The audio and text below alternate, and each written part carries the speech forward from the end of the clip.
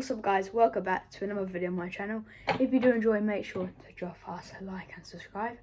And today we are making part 1, will be part 2 soon, of basically a trail in your garden. It's not going to be big, it's basically a jump and rock garden. So if you enjoy, make sure to drop us a like and subscribe. And I'll see you in the video. So we are in our trendy gear, so not the best for building a jump, but this is part 1 of how to build a mini bike trail in your garden.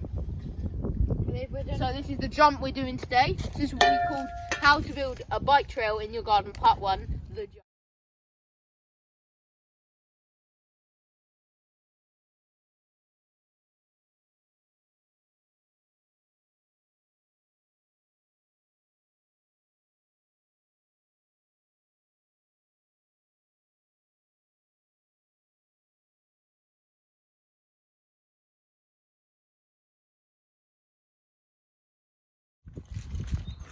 Good! Right, that is a wrap. Part 1 on how to build your lockdown trail in your own garden is complete. Comment if you like the video, and yeah, see you in part 2.